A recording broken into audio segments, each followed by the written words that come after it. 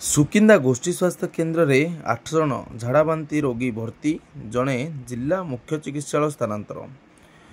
Sukinda block ଅନ୍ତର୍ଗତ ସୁକିନ୍ଦା ଗୋଷ୍ଠୀ ସ୍ୱାସ୍ଥ୍ୟ କେନ୍ଦ୍ରରେ ଗୁରୁବାର ଅପରାହ୍ନ 5 ଘଟିକା ମଧ୍ୟରେ 8 ଜଣ ଝାଡ଼ାବାନ୍ତି ରୋଗୀ ଭର୍ତ୍ତି ହୋଇ ଚିକିତ୍ସିତ ହେଉଥିବା ଦେଖିବାକୁ ମିଳିଛି। ସୁକିନ୍ଦା ଗୋଷ୍ଠୀ ସ୍ୱାସ୍ଥ୍ୟ କେନ୍ଦ୍ରର କର୍ମଚାରୀମାନଙ୍କ ଦ୍ୱାରା ସମସ୍ତ ରୋଗୀମାନଙ୍କୁ ଜରୁରୀକାଳୀନ ସେବା ଯୋଗାଇ ଦିଆଯାଉଥିବା ଦେଖିବାକୁ ମିଳିଥିଲା। 8 ଜଣ ଝାଡ଼ାବାନ୍ତି ରୋଗୀଙ୍କ ମଧ୍ୟରୁ ସୁକିନ୍ଦା ବ୍ଲକ ଅନ୍ତର୍ଗତ କଣ୍ଟାପାଳ ଗ୍ରାମର ଗୌରାଙ୍ଗ ମହାନ୍ତଙ୍କର ସ୍ୱାସ୍ଥ୍ୟ ଅବସ୍ଥା ଗୁରୁତର ହେବାରୁ ତାଙ୍କୁ ସୁକିନ୍ଦା ଗୋଷ୍ଠୀ ସ୍ୱାସ୍ଥ୍ୟ କେନ୍ଦ୍ରରୁ ଏକ ସ୍ୱତନ୍ତ୍ର ଆମ୍ବୁଲାନ୍ସ ଯୋଗେ ଗୁରୁବାର ଅପରାହ୍ନ ସମୟରେ ଜିଲ୍ଲା ମୁଖ୍ୟ ଚିକିତ୍ସାଳୟକୁ ସ୍ଥାନାନ୍ତରିତ କରାଇଥିବା ଦେଖିବାକୁ ମିଳିଛି। ସୁକିନ୍ଦା ବ୍ଲକ ଅଞ୍ଚଳରେ ଏବେ ପୂର୍ବ ଅପେକ୍ଷା ଝାଡ଼ାବାନ୍ତି ଡାଇରିଆ ରୋଗୀଙ୍କ ସଂଖ୍ୟା ହ୍ରାସ ପାଇଥିବା ମେଡିକାଲ କର୍ମଚାରୀଙ୍କ ପକ୍ଷରୁ ସୂଚନା ମିଳିଛି।